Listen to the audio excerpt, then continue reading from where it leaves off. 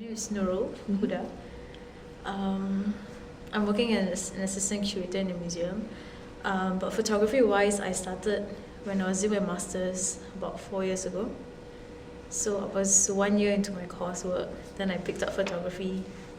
Then that was when it sort of changed, because initially my route was, I was headed towards academia. I wanted to continue my PhD. But I found that photography was a medium that I could relate to more.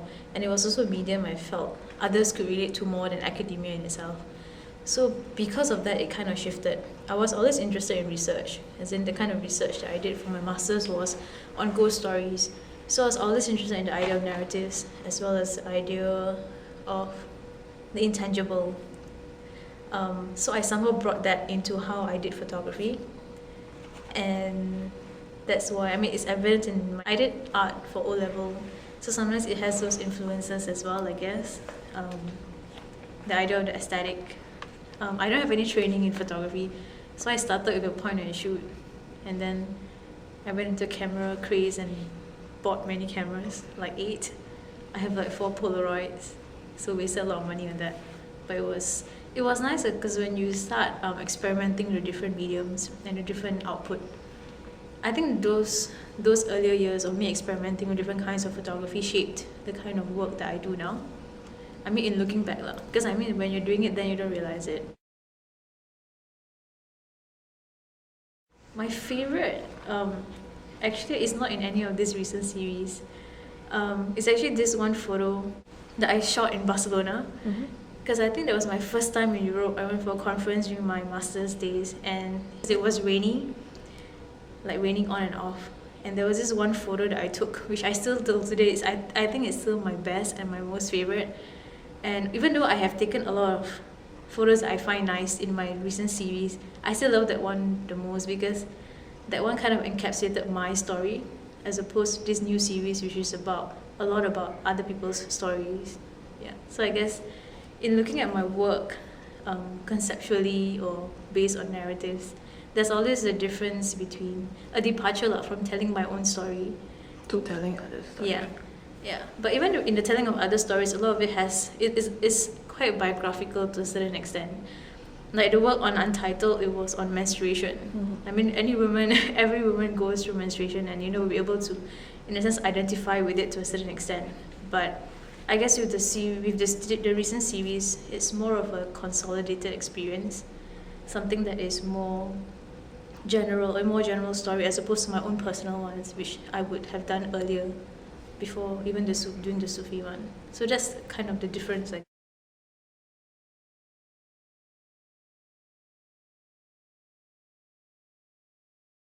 Actually, because prior to joining NUS Museum, I just joined last year in November, and before that I would be doing writing. I would write reviews for the exhibitions, and I actually helped curate one exhibition here as well. So when Taranjit, the historian, he's studying Southeast Asian shrines. That's his dissertation. He's in UCLA right now. So he was the one who came across this shrine at Kallang, and he found out from the caretaker Ali that the place was going to be exhumed and demolished because they wanted to make way for a condominium, as with every single thing that happens here in Singapore. So he contacted NUS Museum, asking, would you be interested to feature this as an exhibition, to document the space. And that was when NUS contacted me to come in as a photographer, because Taranjit's role as a historian for this project was largely to collect the stories as experienced by different people, the community itself. And for me, it was a visual documentation. So each of us came into that project with a different output in mind, in that sense. And even our experiences were very different. Because Taranjit, he's a believer in shrines. For me, when I came into that project, it was more of like, my mode was that, okay, I'm supposed to document everything because it's all going to be gone soon. So it was a very salvage anthropology kind of mindset. And that later changed, because I realized, but even initially when I first started, when you first come into something and your mindset is thinking, like, I have to just document everything because it's going to be gone. The kind of photos that you come up with is very different from when you start documenting the stories as told by the people. Because when I first came in, as I said, as a salvage anthropologist or whatever it's called, you document the architecture, the objects that you see, the people that you see. But later, as we all became closer to the communities of people there, you realize that you start listening out for their stories to see what they find to be important in that space. And then the photos that you shoot change as well, because it's sort of filtered by another person's story, the lens in which you're looking through at the space. So I would say that the experience of photographing the space changed across time. And it was also different because we know that the final output was going to be an exhibition. And with an exhibition, it's very different because when you're documenting the space solely just for visual documentation, you can photograph anything, right? Depending on your boundaries of what you think is right or wrong. And with regards to a shrine, which is a sacred space, there always will be that boundary of what is right and what is wrong. What should you document, what you shouldn't document. For example, Singapore SLA did not let me document the exhumation itself because they said, out of boundaries, only we can document it. So as an outsider, we're not allowed to document it.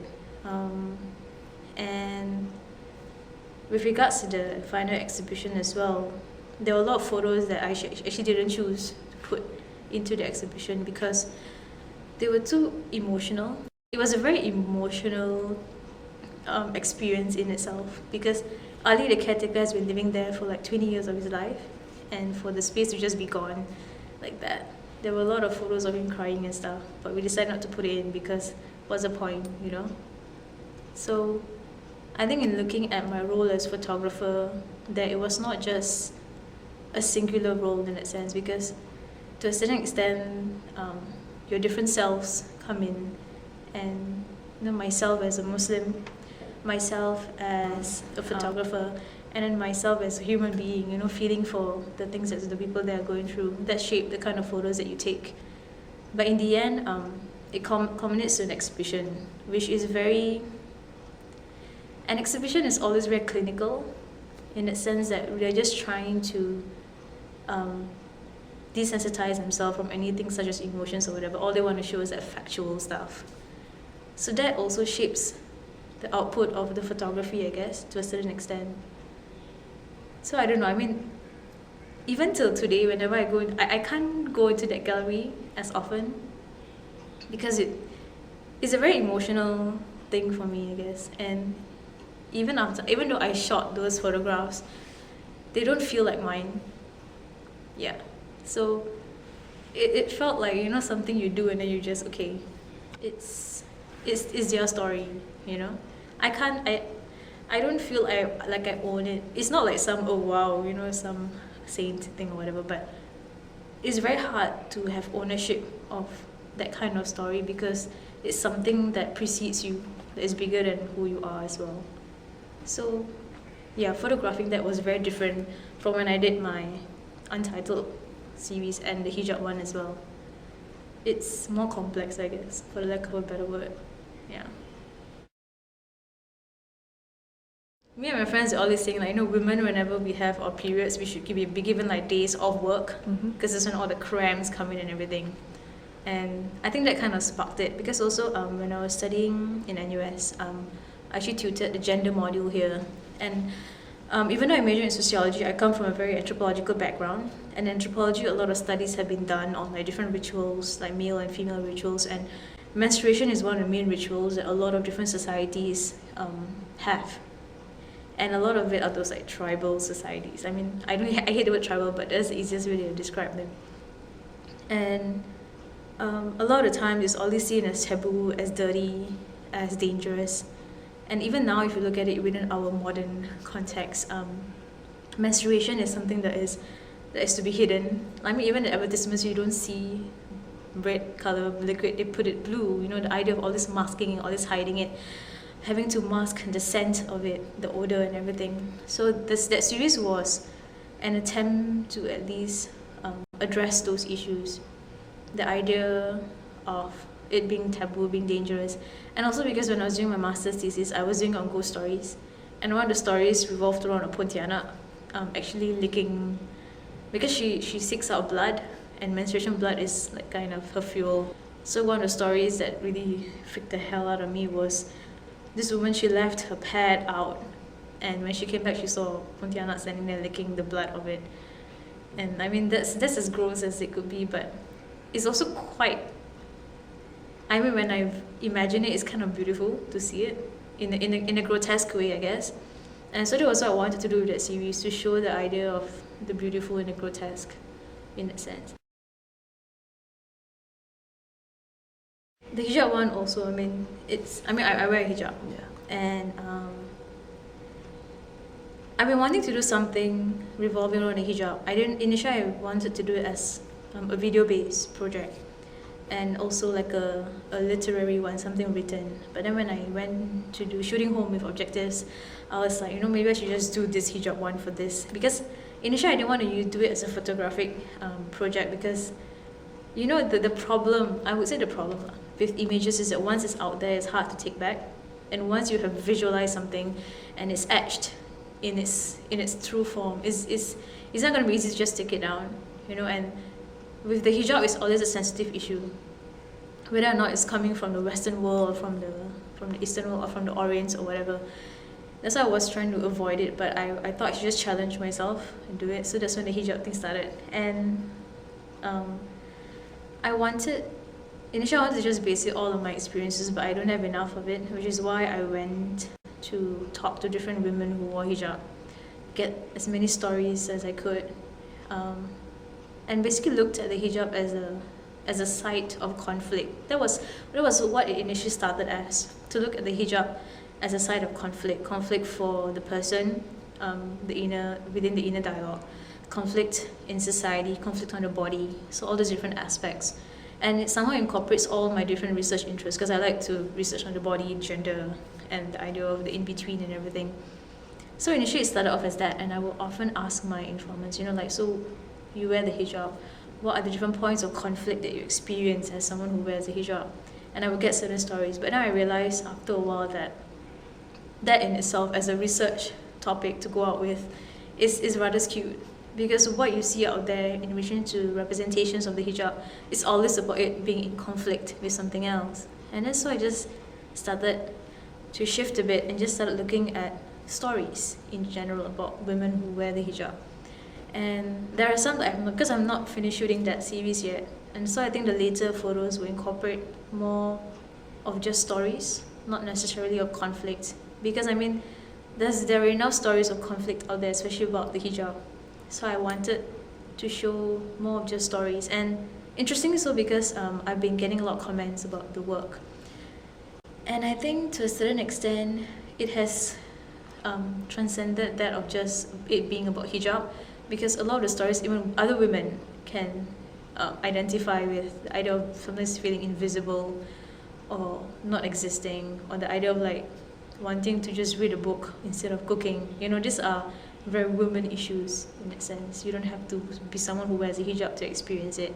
And I thought that was very interesting, which is why even in the shaping of the work, because initially I was planning to use the stories as text for the photos, right? But I decided to take it out because I got a lot of feedback as well that when there's no text to sort of steer the way you look at a certain photo, you take an active role in deciphering what you see out of it. And I think that's more important to me, to see what people see from it rather than what I want them to see from it. Yeah. So that's still in the midst. I'm still in the midst of shooting that one, and I have no idea where it will go, because I've had people tell me, you should, because at this point in time they're all still portraits, even though you don't see a face. But some people have been saying, we want to see something different, like the environment-based portraits or something else. And that's something I still need to look into, because for me, the images I come up with, they're based on the stories.